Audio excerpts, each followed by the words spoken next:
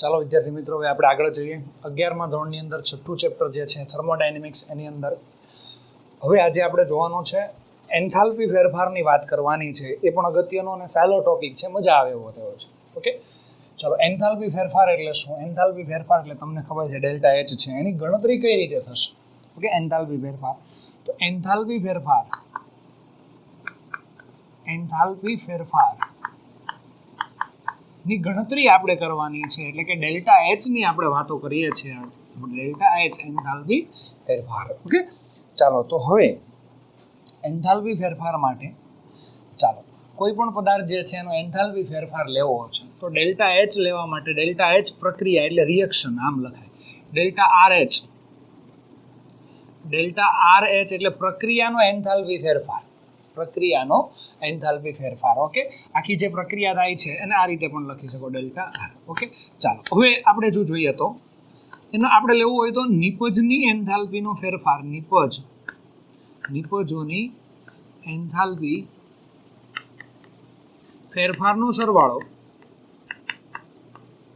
સરવાળો okay, minus નિપજનો જે enthalpy ફેરફાર થાય એમાંથી માઇનસ કરવાનું પ્રક્રિયકોનો એન્થાલ્પી ફેરફાર.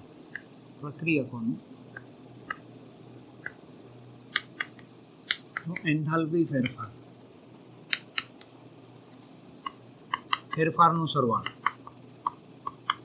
હવે બીજી વસ્તુ, પ્રક્રિયકોના એન્થાલ્પી ફેરફારનો સરવાળો. નિપજ માઇનસ શું આવશે? પ્રક્રિયક. હવે આપણે જે જોઈએ છે એની અંદર ઉદાહરણ કઈ રીતે આપણે આપશું, જોજો, બરાબર ધ્યાન આપજો. કે ધારો કે તમારી પાસે કોઈ એક પ્રક્રિયા છે, ઉદાહરણ તરીકે CH4, જોજો, બરાબર ધ્યાન રાખજો. એની અંદર ઉદાહરણ તરીકે આપણે લઈએ તો ઓકે, CH4 ગેસ છે plus O2 gas, it gives CO2 gas. Okay, અને પ્લસ H2O. ઓકે, સમીકરણને સંતુલિત કરીએ તો 2 ઓક્સિજન છે એટલે 2 અને 2 4, અહીંયા 2 આવશે. ઓકે, ચાલો. આ વસ્તુ તમને મળ્યા છે, પ્રક્રિયકમાંથી નિપજ મળ્યા છે. હવે બનશે એવું કે આ પ્રક્રિયા માટે એન્થાલ્પી ફેરફાર લેવો છે, તો એન્થાલ્પી ફેરફારનું સૂત્ર છે કે ડેલ્ટા એચ ઓફ રિએક્શન બરાબર નિપજની એન્થાલ્પી, એટલે આ બધી નિપજો છે. ઓકે, અને આ પ્રક્રિયકો છે, પ્રક્રિયકોનો એન્થાલ્પી ફેરફારનો સરવાળો, એટલે આવું કહેવાય sigma of I. Okay, AI delta H નિપજો જેટલી છે એનો એન્થાલ્પી ફેરફાર, એનો સિગ્મા સરવાળો, બરાબર છે, અને minus sigma of I of okay BI delta H પ્રક્રિયકો. હવે આમાંથી બે વસ્તુ તમે નથી ઓળખતા, આને ઓળખો, ડેલ્ટા એચ નિપજ જે છે એનો ડેલ્ટા એચ, ડેલ્ટા એચ પ્રક્રિયક એટલે પ્રક્રિયકોનો ડેલ્ટા એચ. AI એટલે એના તત્વયોગ મિતિ ગુણાંક જે છે તે આગળ લખવા.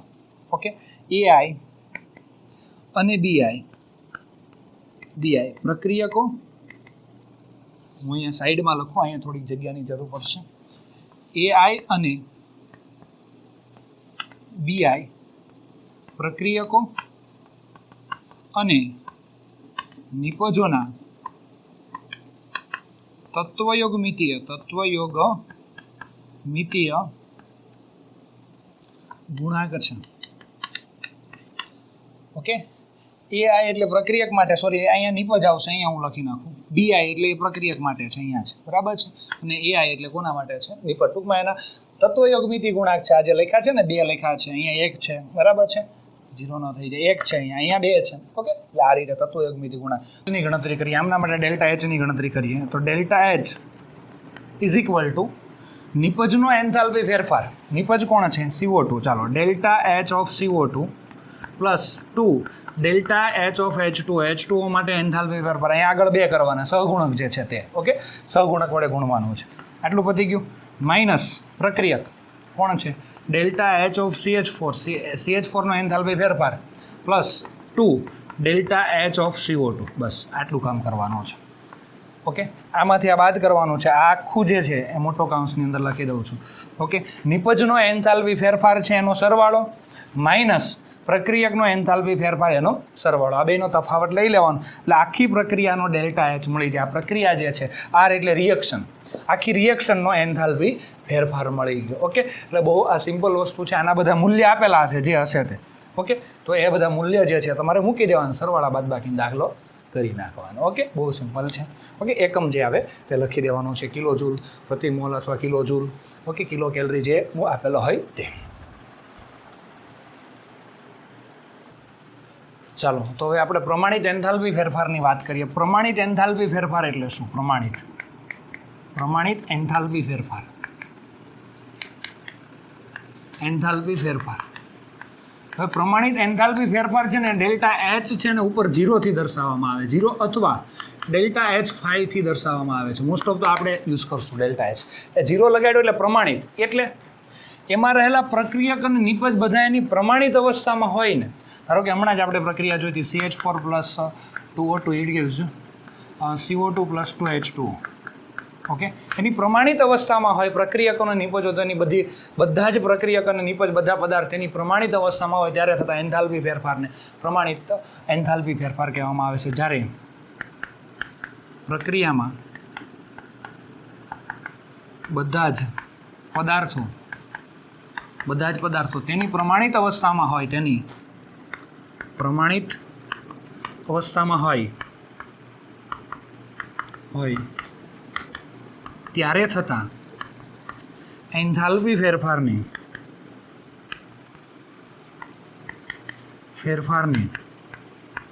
પ્રમાણિત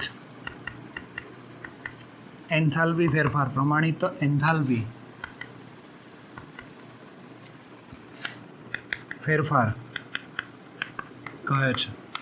શું કહીશું? પ્રમાણિત એન્થાલ્પી ફેરફાર ડેલ્ટા એચ 0 થી દર્શાવવામાં આવે છે અથવા ડેલ્ટા એચ 5 થી દર્શાવવામાં આવે છે. બહુ સિમ્પલ છે. ધારો કે ઇથેનોલ છે, ઇથેનોલ તમે ઓળખો છો ને બધા, ઇથેનોલ જે છે C2H5OH. હવે C2H5OH છે ઇથેનોલ, એની પ્રમાણિત અવસ્થા જે છે એ કઈ છે? એક વાતાવરણ દબાણે ને 298 કેલ્વિન તાપમાને. ઓકે, કઈ અવસ્થામાં હોય? પ્રવાહી અવસ્થામાં હોય, શુદ્ધ પ્રવાહી અવસ્થામાં હોય. તો આ જે છે એની પ્રમાણિત અવસ્થા છે. ઓકે, હવે આ ટેક્સ્ટ બુકમાં આપ્યું છે એના કરતાં હું બહુ સિમ્પલ લોજિક કહું ને તમને ખ્યાલ જ હોય. જે દાખલામાંની એપ્લિકેશન આપણે ઉપયોગમાં લેવાનું છે એની હું પરફેક્ટ વાત કરું સીધી જ, કારણ કે આ વ્યાખ્યા તમને પરીક્ષામાં પૂછાવાના નથી. એનો ઉપયોગ જે છે ને એ પૂછાવાનો છે. એટલે ઉપયોગ ક્યાં કરવાનો છે?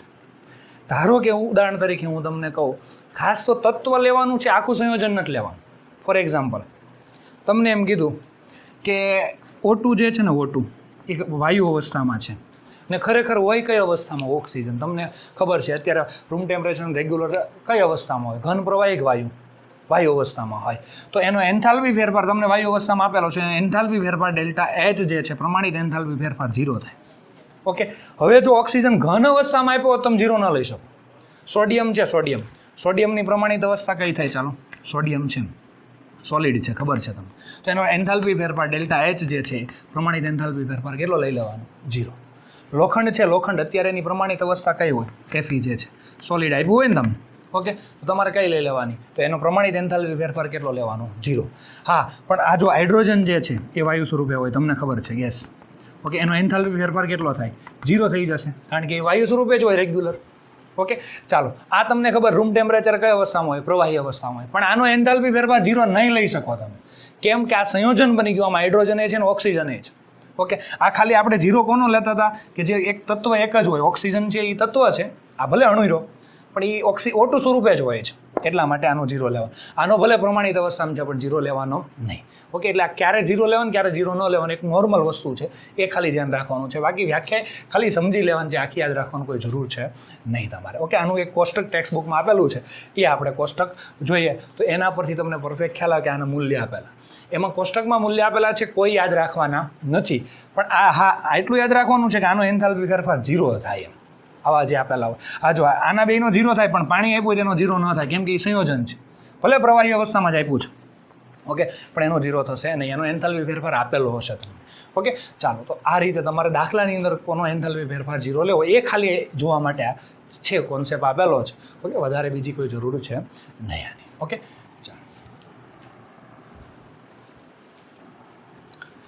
ચાલો હવે આપણે જોઈએ આગળ કે અવસ્થા સાથે સંકળાયેલ એન્થાલ્પી ફેરફારો. અવસ્થા સાથે સંકળાયેલા એન્થાલ્પી ફેરફાર એટલે અવસ્થા સાથે સંકળાયેલ એન્થાલ્પી ફેરફાર ડેલ્ટા એચ જે છે એની આપણે વાત કરીએ. જો જે 3 વસ્તુ છે, ઘન પદાર્થ જે છે, ઘનમાંથી પ્રવાહી બને છે, એને તમે શું કહો છો? બોલો, ઘનમાંથી પ્રવાહી બને એને શું કહો છો? ગલન. આ બે વચ્ચે સંતુલન હોય છે, ખબર ને તમને? અને પ્રવાહીમાંથી ઘન બને, પ્રવાહીમાંથી વાયુ બને છે, પ્રવાહીમાંથી વાયુ, વાયુમાંથી પ્રવાહી, આ બે વચ્ચે સંતુલન હોય, પાત્રની અંદર બંધ પાત્ર હોય, તો આને શું કહો છો તમે? બાષ્પયન કહો છો. બાષ્પયન ખ્યાલ છે ને? વેપરાઇઝેશન કહેવાય. શું કહેવાય? વેપરાઇઝેશન. આને શું કહો છો? ગલન. એટલે ફ્યુઝન કહેવામાં આવે છે. FUS લખીએ છીએ આપણે. ઓકે, ચાલો. અને ડાયરેક્ટ ઘનમાંથી તમને વાયુ બને છે, આ બે વચ્ચે ઘણી વખત સંતુલન હોય. આપણે સંતુલન ચેપ્ટરની અંદર આયોડિન વાળું ઉદાહરણ જોયું તો ખબર? આયોડિન એક પાત્રમાં મૂકો તો ઘનમાંથી સીધો વાયુ બને, વાયુમાંથી સીધો ઘન પણ બને, બે વચ્ચે સંતુલન હોય છે. ઓકે, તો આ જે છે એને ઉર્ધ્વપાતન કહે છે. ઉર્ધ્વપાતન. તો ઉર્ધ્વપાતન એન્થાલ્પી જે છે, ઓકે, એને સબ્લિમેશન કહેવામાં આવે છે. શું કહેવામાં આવે છે? સબ્લિમેશન. જો કે આ થિયરી આટલું જોઈએ ત્યાં પૂરી થઈ જાય છે, પણ આપણે વિગતવાર થોડીક જોઈએ. ઓકે, ચાલો. તો આપણે પહેલેથી સ્ટાર્ટ કરીએ. ગલન થાય તો ગલન એન્થાલ્પી જોઈએ. ઓકે, પ્રમાણિત ગલન એન્થાલ્પી પહેલું આપણે જોઈએ. પ્રમાણિત ગલન એન્થાલ્પી.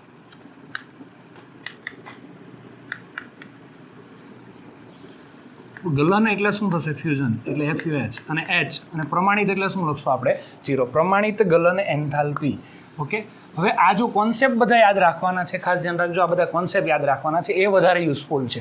કારણ કે દાખલાઓની અંદર ઘનમાંથી પ્રવાહી બને, પ્રવાહીમાંથી બાષ્પ બને, તો ક્યારે ગલન થાય છે, ક્યારે બાષ્પયન થાય છે, એનું એન્થાલ્પી ફેરફાર જે છે એ આપણે ખાસ સમજવાના છે. થિયરી કરતાં કોન્સેપ્ટ અગત્યનો છે, એ યાદ રાખવાનો છે. હવે આપણે આની અંદર જોઈએ તો ગલન એન્થાલ્પી એટલે શું? કોઈ એક મોલ પદાર્થ જે છે, એક મોલ પદાર્થ, એની પ્રમાણિત અવસ્થામાં ઘનમાંથી શું બને? પ્રવાહી વચ્ચે સંતુલન સ્થપાય. ઘન અને પ્રવાહી વચ્ચે સંતુલન સ્થપાય તો તે ત્યારે થતા એન્થાલ્પી ફેરફારને ડેલ્ટા ફ્યુઝન H કહે છે. ઓકે, જ્યારે એક મોલ પદાર્થ, એક મોલ પદાર્થ, એ ખાસ ધ્યાન રાખવાનું. જ્યારે એક મોલ પદાર્થ, એક મોલ ઘન પદાર્થનું પ્રવાહીમાં, ઓકે, એક મોલ ઘન પદાર્થનું તેની પ્રમાણિત અવસ્થામાં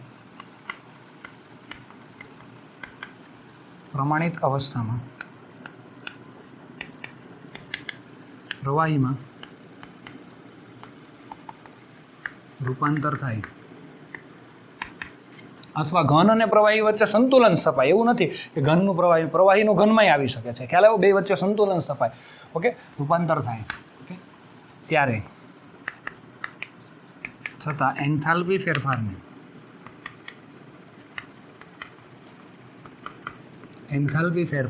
ઓકે, પ્રમાણિત ગલન એન્થાલ્પી કહે છે. પ્રમાણિત ગલન એન્થાલ્પી કહે છે. ડેલ્ટા ફ્યુઝન H 0H કહે છે. ઓકે, પ્રમાણિત ગલન એન્થાલ્પી તરીકે ઓળખવામાં આવે છે. ઉદાહરણ તરીકે H2O જે છે, સોલિડ છે, ઘન છે, એમાંથી H2O લિક્વિડ બને છે. ઓકે, ત્યારે થતો એન્થાલ્પી ફેરફાર કેટલો છે? તો ડેલ્ટા H ફ્યુઝન H0 બરાબર 6, ઓકે, કિલો જૂલ પ્રતિ મોલ છે. કેટલો છે? 6.00 કિલો જૂલ પ્રતિ મોલ છે. કિલો જૂલ પ્રતિ મોલ એટલે 1 મોલ પાણી છે, એનું ઘનમાંથી પ્રવાહી બનાવવું છે તો 6 કિલો જૂલ જેટલી ઉર્જા તમારે આપવી પડે છે. પ્લસ છે એટલે શોષણ કરે છે. ઓકે, હા, આનાથી ઉલટું જો લઈએ આપણે, કે આનાથી ઉલટી રિએક્શન આમ લઈએ તો કે પ્રવાહી અને ઘન એ ટૂંકમાં એ બે વચ્ચે સંતુલન છે, તો એને ડેલ્ટા H ફ્યુઝન જ કહીશું આપણે. આમ ઉલટું લઈએ તો H2O લિક્વિડમાંથી શું બને છે? H2O સોલિડ બને છે, તો ત્યારે એને ડેલ્ટા H ફ્યુઝન જ કહીશું આપણે, પણ એનો એન્થાલ્પી ફેરફાર માઇનસમાં હશે, ઉલટું હશે ચિહ્ન, એટલે આખા ધ્યાન રાખજો. ઓકે, કિલો જૂલ પ્રતિ મોલ. ઓકે, જો આમ પ્લસ છે તો આમ કેવું આવશે? માઇનસ.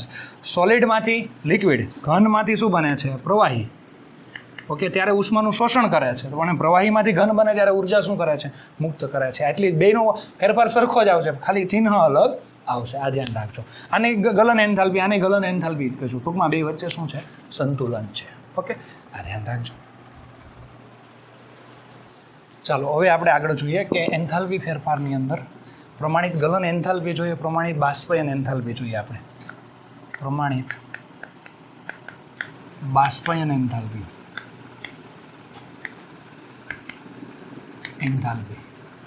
પ્રમાણિત બાષ્પીભવન એન્થાલ્પી એટલે delta vaporisation H, delta vaporisation H. Vapour એટલે શું થાય? બાષ્પ. વેપર એટલે બાષ્પ. ઓકે, ચાલો. તો તમને ખબર જ છે 1 મોલ પદાર્થ જે છે, 1 મોલ પદાર્થ અચળ તાપમાને અને દબાણે, આમાં લખવાનું અચળ તાપમાન ને દબાણ, કારણ કે બાષ્પ બને છે એટલે અચળ તાપમાને અને દબાણે, ઓકે, 1 મોલ પદાર્થ પ્રવાહીમાંથી વાયુમાં રૂપાંતર થાય ત્યારે થતા એન્થાલ્પી ફેરફારને પ્રમાણિત એન્થાલ્પી ફેરફાર કહીશું. ઓકે, જ્યારે 1 મોલ પ્રવાહી અચળ તાપમાને અને અચળ દબાણે, અચળ તાપમાને અને અચળ દબાણે, ઓકે, પ્રવાહીમાંથી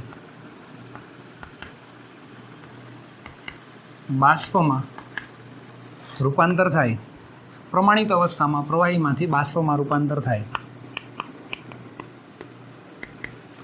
ત્યારે થતા એન્થાલ્પી ફેરફારને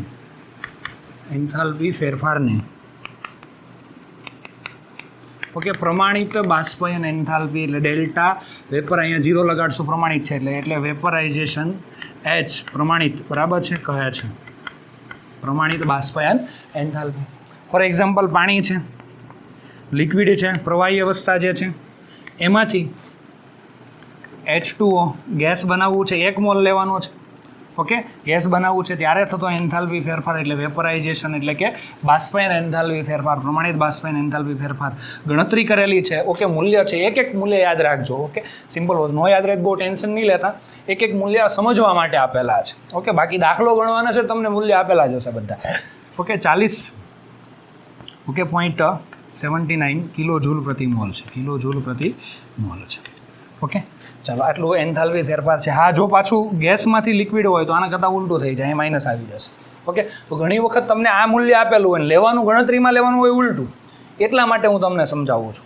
ઓકે, કારણ કે ગેસમાંથી ત્યારે લિક્વિડનું કીધેલું હોય છે. ઓકે, ઘણી વખત એમ પૂછે કે પ્રવાહીમાંથી બાષ્પ બને ત્યારે એન્થાલ્પી ફેરફાર શોધો, અથવા તો બાષ્પમાંથી પ્રવાહી બને ત્યારે એન્થાલ્પી ફેરફાર શોધો. ઓકે, આવું પણ કીધેલું હોય છે, એટલે આ જે છે એના કરતાં ઉલટો થશે, એટલું જ મૂલ્ય થશે. પ્રમાણિત બાષ્પીભવન એન્થાલ્પી થઈ ગઈ. ઓકે, ચાલો હવે આપણે પ્રમાણિત ઉર્ધ્વપાતન એન્થાલ્પી જોઈશું. પ્રમાણિત ઉર્ધ્વપાતન એન્થાલ્પી ફેરફાર.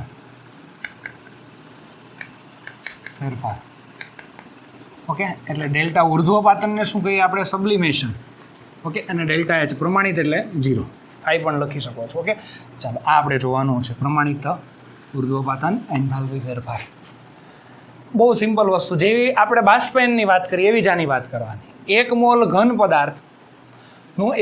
પદાર્થનું ઓકે, પ્રમાણિત અવસ્થા અને અચળ તાપમાને અને અચળ દબાણે, આમાં લખ્યું હતું એ જ, અચળ તાપમાને અને અચળ દબાણે, આમાં પણ અચળ તાપમાને અને અચળ દબાણે, ઓકે, વાયુમાં રૂપાંતર કરવામાં આવે ત્યારે થતા એન્થાલ્પી ફેરફારને શું કહીશું આપણે? ઉર્ધ્વપાતન એન્થાલ્પી. 1 મોલ ઘન પદાર્થનું અચળ તાપમાને અને દબાણે અને અચળ દબાણે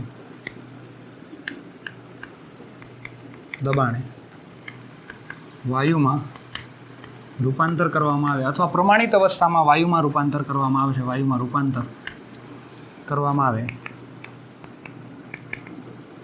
આવે ત્યારે થતા એન્થાલ્પી ફેરફારને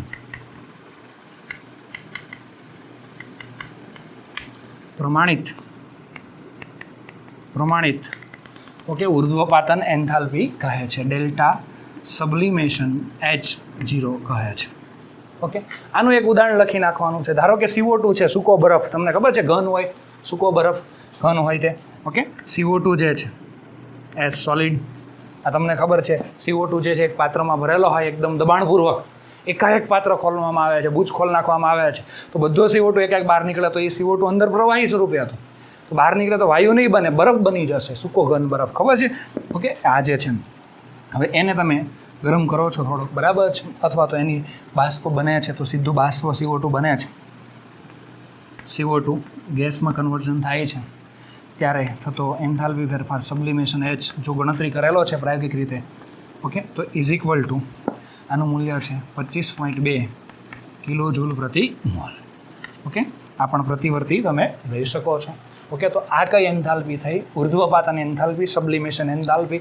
મોસ્ટ તો આનો કોન્સેપ્ટ જે છે એ ખાસ યાદ રાખવાનો. વ્યાખ્યા કદાચ બેઠે બેઠી યાદ ન રહે કંઈ વાંધો નહીં, પણ તમને ખબર હોવી જોઈએ કે આ ગલન એન્થાલ્પી છે, આ બાષ્પયન એન્થાલ્પી છે, આ ઉર્ધ્વપાતન એન્થાલ્પી છે, એ ખ્યાલ હોવો જોઈએ. કારણ કે દાખલાની અંદર અને એમસીક્યુની અંદર આપણે આ કોન્સેપ્ટનો ઉપયોગ કરવાનો છે, એટલા માટે આ અગત્યનો છે.